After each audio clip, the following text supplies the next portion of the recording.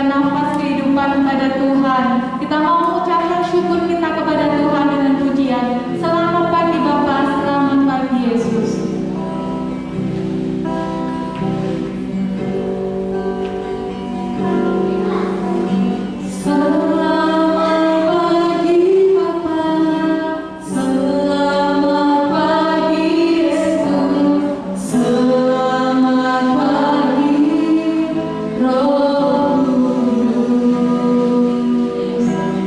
Terima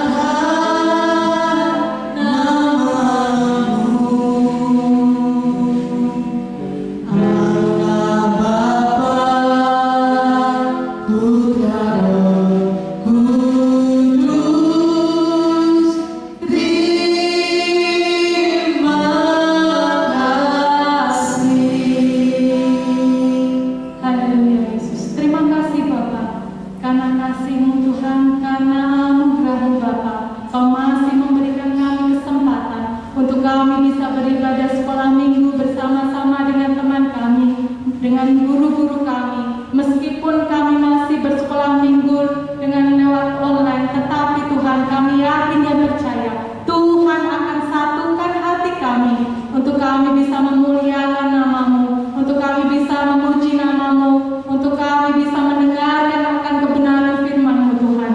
Dan kami serahkan ibadah pagi ini ke dalam tangan kuasa-Mu. Kiranya Tuhan Kau akan berkati dari awal, pertengahan, hingga akhir nanti Bapa. Terima kasih Yesus. Hanya di dalam nama Tuhan Yesus Kristus kami berdoa dan mengucap syukur. Haleluya. Amin. Ya, adik-adik siap untuk memuji nama Tuhan? Siap memuji nama Tuhan? Siap. Siap memberikan yang terbaik buat Tuhan? Siap. Nah, adik-adik yang di rumah, sekarang juga Ibu akan ajak untuk bangkit berdiri. Kita akan memberikan pujian kita yang terbaik buat Tuhan. Kita mau katakan, saya senang jadi anak Tuhan. Siapa yang senang jadi anak Tuhan? Siapa yang senang jadi anak Tuhan? Angkat tangan. Iya, semua senang jadi anak Tuhan. Termasuk Bu Mei juga senang jadi anak Tuhan. Nah, anak Tuhan itu kira-kira tidak boleh apa ya? Tidak boleh bohong. Tuhan itu tidak suka terhadap anak yang bohong. Terus tidak boleh iri. Iya, Tuhan tidak boleh iri. Kita mau katakan, saya senang. Saya, yuk, 1, 2, 3. Senang jadi anak Tuhan, saya senang. Jadi anak Tuhan, saya senang. Jadi anak Tuhan tak boleh bohong. Katakan bohong itu dosa. Bohong itu dosa. Bohong itu dosa. Anak Tuhan tak boleh bohong. Ini itu dosa. Ini itu dosa. Ini itu dosa. Ini itu dosa. Anak Tuhan tak boleh iri. Saya senang jadi anak Tuhan, saya senang jadi anak Tuhan, saya senang jadi anak Tuhan. Anak Tuhan tak boleh bohong. Bohong itu dosa. Bohong itu dosa. Bohong itu dosa. Anak Tuhan tak boleh bohong. Anak Tuhan tak boleh. Tuhan Yesus suka. Ya, kalau jadi anak Tuhan itu kita harus apa? T-A-A-T. Kira-kira apa itu? Anak Tuhan harus taat. Iya, kita harus taat kepada Tuhan. Karena Tuhan suka kepada anak-anak yang taat kepada Tuhan. Kita mau pujikan ini ya. T-A-A-T. Kita pujikan itu. Yuk. T-A-A-T. T-A-A-T. Taat, taat, taat, taat. Anak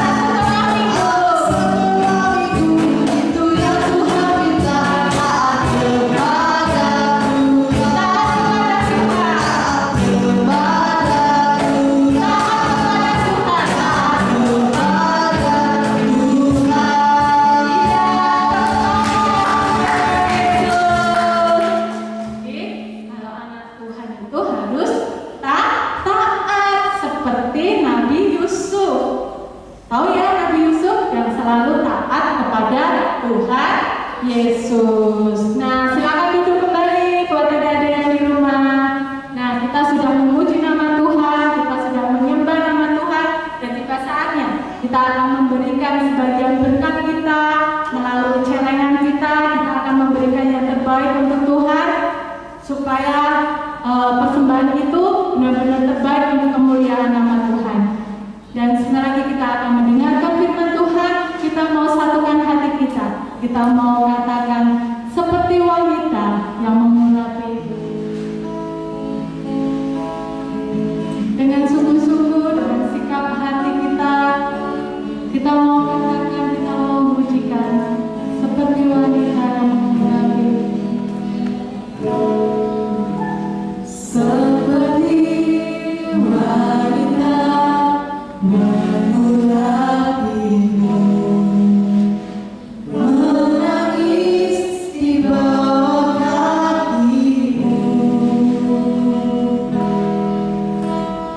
Demikian hidupku mengasihimu, Yesus, Engkau baik bagiku.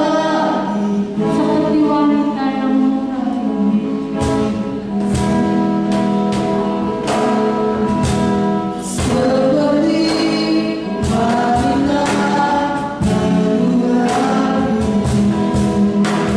menangis di bawah kakimu. Demikian hidupku mengasihimu, Yesus, Engkau baik bagiku. Sampai akhir ku bertumpahkan, ku tetap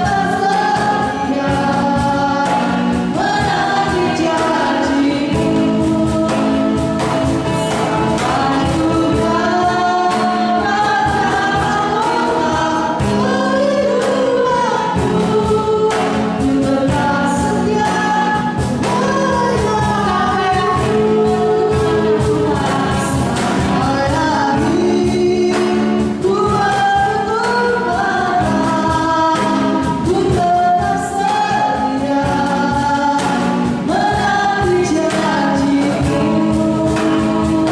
Sampai ku dapatkan kehidupanku,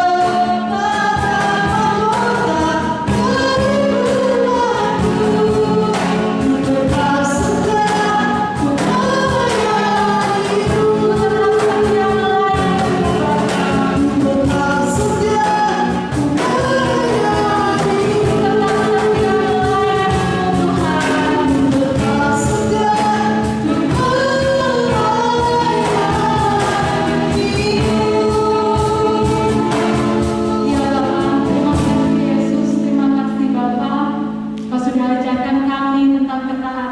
dan biarlah kami menjadi anak-anak-Mu yang selalu taat akan firman-Mu, Tuhan.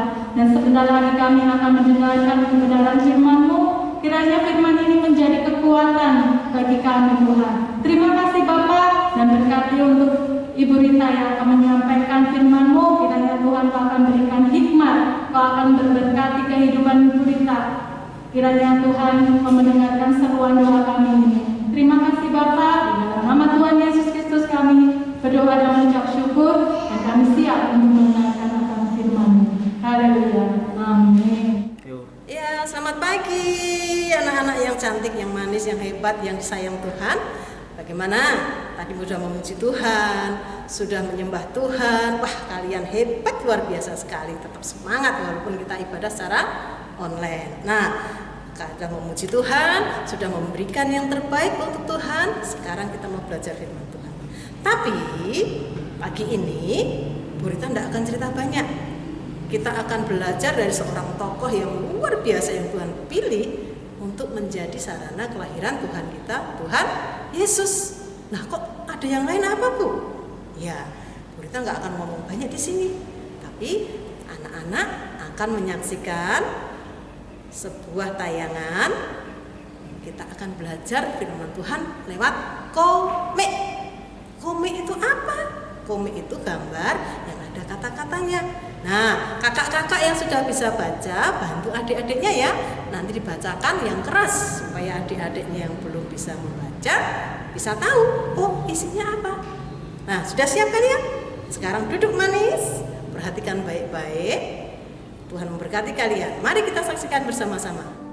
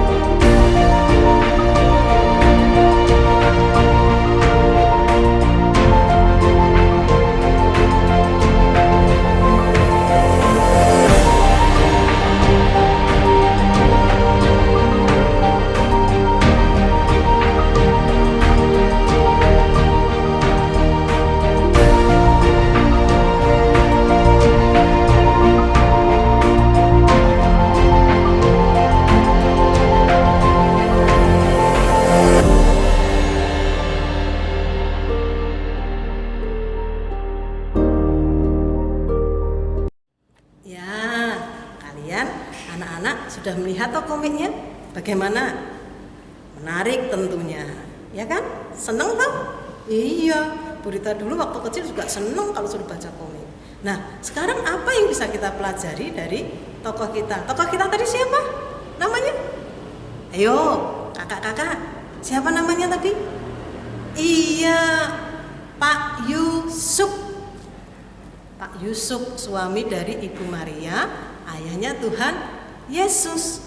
Nah, sebelum Bu Rita jelaskan siapa toh Pak Yusuf itu, Bu Rita mau tanya, 1 bulan ini kita belajar tentang tiga tokoh yang sudah kemarin dibahas dari minggu pertama, minggu kedua, dan minggu ketiga. Siapa saja itu dan apa alasannya Tuhan memilih mereka? Yang pertama siapa? Ayo, masih ingat yang disampaikan oleh Tante Heni? Siapa tokohnya? Ya, Salomo. Pinter. Kenapa toh Tuhan memilih Salomo untuk membangun bait Allah? Kok bukan Daud, bapaknya? Ada yang tahu jawabannya? Ayo, ada yang tahu sebelah sana? Ada yang tahu? Ayo, yang di dekat pintu ada yang tahu siapa? Iya, kenapa? Iya, karena Salomo itu mengasihi Tuhan. Salomo mengasihi Tuhan dan hidup menurut ketetapan-ketetapan Daud bapaknya. Ketetapan-ketetapan yang diajarkan oleh bapaknya Salomo, yaitu Raja Daud, raja sebelumnya. Maka Tuhan kemudian menetapkan Salomo untuk menjadi pembangun bait Allah. Nah, yang kedua, tokoh yang kedua siapa? Bu Rina yang bawakan ceritanya kemarin. Ayo, masih ingat belum? Ayo diingat-ingat. Siapa? Setelah Salomo? Raja Yosafat. Iya, Raja Yosafat. Loh, kenapa? Apa tuh yang dilakukan Yosafat? Kok Tuhan memilih dia? Tuhan mengokohkan kerajaan Yosafat karena Yosafat hidup menurut jejak Daud bapa leluhurnya. Yosafat mengikuti ketetapan-ketetapan Tuhan. Yosafat tidak menyembah Baal seperti raja-raja Israel dan Yehuda yang lainnya. Enggak. Yosafat menyembah Tuhan. Sebab itu Tuhan sangat mengasihi Yosafat dan mengokohkan kerajaan Yosafat. Wah, hebat toh. Kalau disayang Tuhan itu penak sekali. Nah, sekarang raja yang ketiga siapa? Kemarin, baru minggu kemarin kita saksikan kakak-kakak guru kita bermain drama. Ya, kakak-kakak guru kita menunjukkan satu pertunjukan yang luar biasa. Siapa raja siapa kemarin? Iya, Raja Hizkia. Pinter sekali. Nah, pada Raja Hizkia, kenapa toh Tuhan memilih Raja Hizkia? Sebelum Raja Hizkia hidup seorang raja namanya Ahaz. Ini rajanya jahat banget. Dia tidak suka semua yang berhubungan dengan Tuhan. Bahkan perlengkapan bait Allah, bait sucinya Tuhan itu diambil, dihancurkan. Tidak cuma itu toh, pintu rumah Tuhan, pintu bait Allah itu ditutup. Jadi tidak ada yang bisa beribadah. Pada zaman Raja Ahaz, beribadah pada Tuhan itu sebuah kejahatan. Nah, kemudian Hizkia dipakai Tuhan. Raja Hizkia dipanggil untuk Tuhan. Apa yang dilakukan Hizkia? Wah, hebat sekali raja ini. Karena dia mengasihi Tuhan, karena dia hatinya sangat sayang pada Tuhan, dia melakukan berbeda dari Raja Ahaz, tapi dia melakukan seperti yang dilakukan oleh Raja Daud, bapa leluhurnya. Dia membuka kembali bait Allah, kemudian membangun kembali bait Allah dan membuat bait Allah dipakai kembali untuk beribadah. Kenapa? Karena Hizkia mengasihi Tuhan. Nah, hari ini kita belajar tentang seorang tokoh, yaitu Bapak Yusuf. Bapak Yusuf ini apa toh? Kalau di Alkitab hanya diceritakan ketika Tuhan Yesus mau lahir, sedikit banget. Tapi kenapa toh Tuhan pilih dia? Kenapa toh Tuhan pilih kok dari Yusuf ini nanti Yesus akan dilahirkan lewat Maria, istrinya. Nah, mari kita belajar dari Bapak Yusuf ya. Nah, di dalam kitab Matius, kemudian Markus dan Lukas, anak-anak bisa membaca di situ tentang silsilah Tuhan Yesus atau tentang kelahiran Tuhan Yesus. Disebutkan di situ ada seorang yang bernama Yusuf. Dikatakan Yusuf ini seorang yang tulus hatinya. Tulus hatinya itu sing supiye to, Bu? Apa Mas Tulus itu? Bukan ya, bukan Mas Tulus. Tulus hatinya, artinya hatinya itu bersih. Di dalam diri Yusuf tidak pernah ada dendam, tidak pernah ada kebencian, tidak pernah ada curiga kepada sesamanya. Jadi ketika Yusuf diberitahukan oleh malaikat Tuhan bahwa Maria waktu itu bertunangan, belum menikah ya, waktu itu masih bertunangan dengan Yusuf, dikatakan oleh malaikat Tuhan bahwa Maria sudah mengandung. Seperti di komik tadi ya, adik-adik lihat, anak-anak lihat bagaimana bingungnya Yusuf.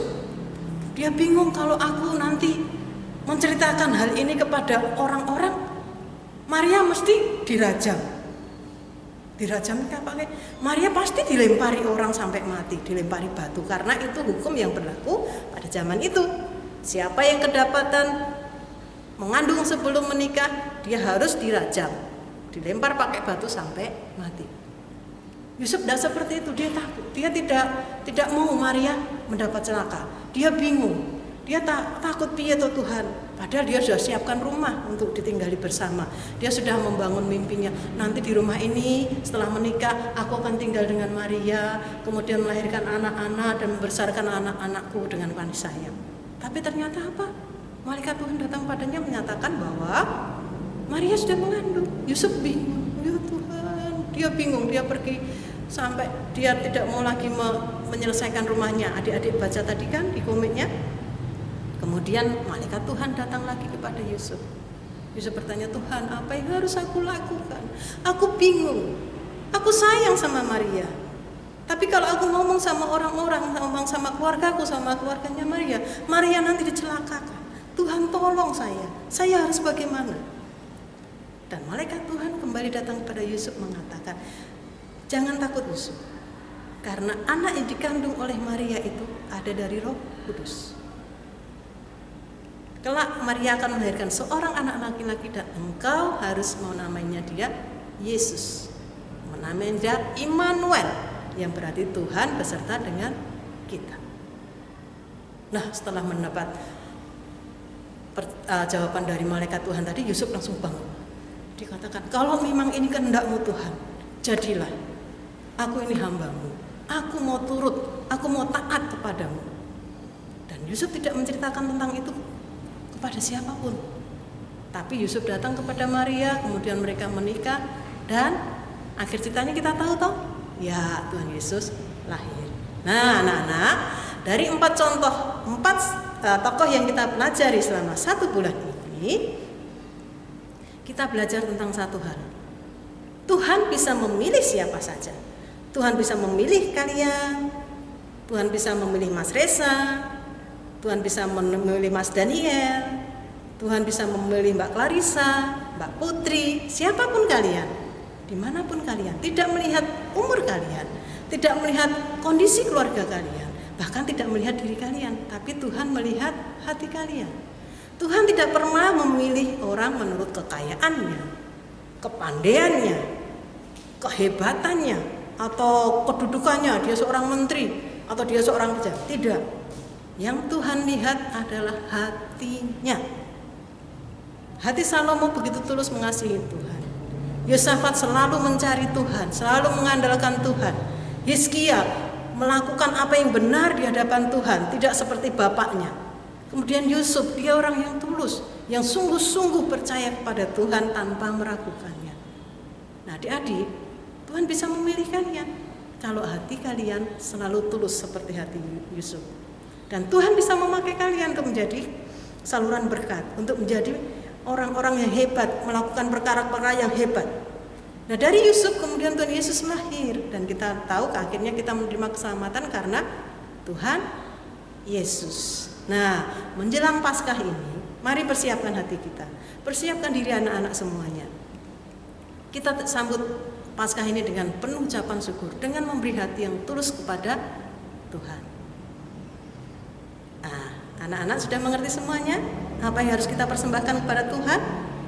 Bukan kekayaan, bukan kehebatan, tapi kita persembahkan hati kita supaya Tuhan pakai kita untuk menjadi tangannya, untuk menjadi berkat bagi orang-orang yang membutuhkan.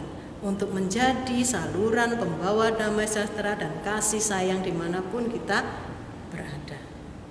Jadi jangan lagi merasa, aku tuh anaknya orang miskin Bu, aku tuh bodoh Bu, aku enggak cakep Bu, aku tuh jelek.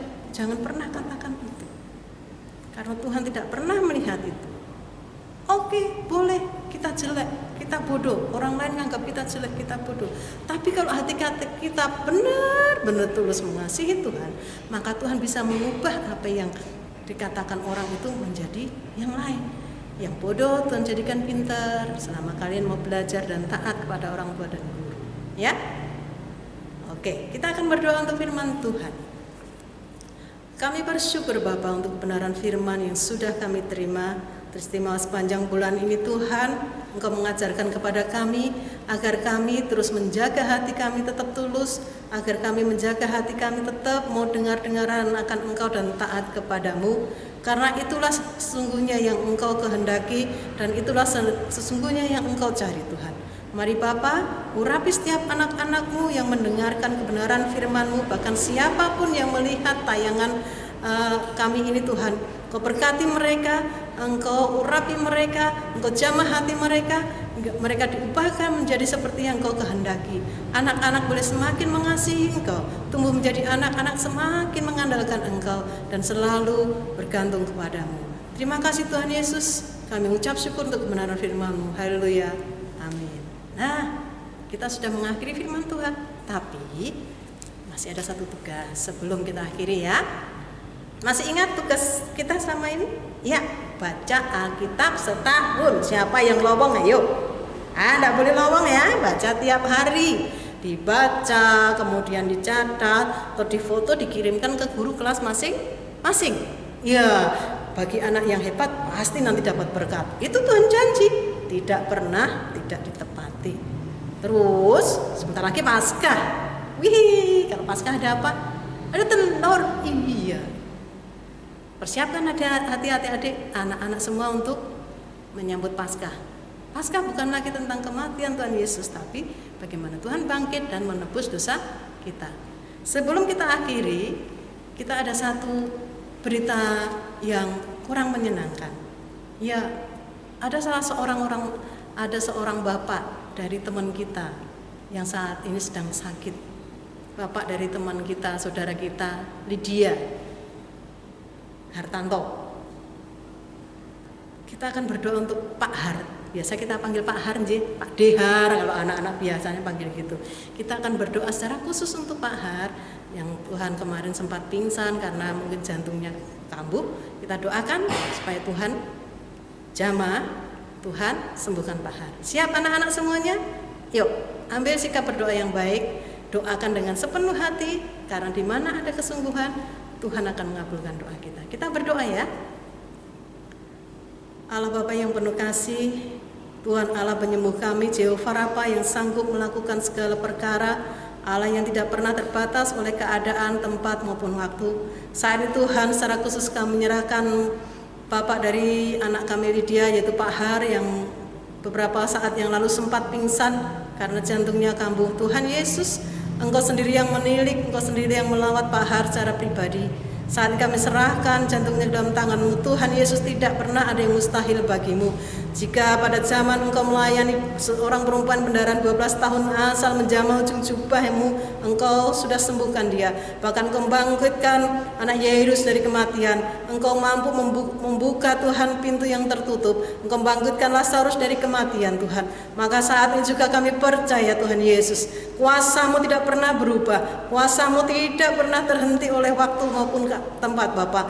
Kuasa-Mu tetap nyata dulu, sekarang, sampai selama-lamanya. Saat ini juga kuasa-Mu Tuhan yang menjamah Pak Har. Darah-Mu yang kudus yang tercurah di kayu salib 2000 tahun yang lalu sudah menyembuhkan Pak Har. Saat ini oleh pilu-pilu darah-Mu, Pak Har disembuhkan. Di dalam nama Yesus kami percaya kuasa kesembuhan ilahi terjadi atas Pak Har. Bukan hanya secara fisik, secara jantungnya dipulihkan, bahkan Tuhan seluruh kehidupannya juga diubahkan. Tuhan, Engkau akan bangkitkan beliau untuk menjadi saksi-Mu yang hidup, benar-benar menyerahkan hidupnya kepadamu Tuhan, dan mengakui Engkau sebagai Tuhan dan Juru Selamat pribadinya Tuhan.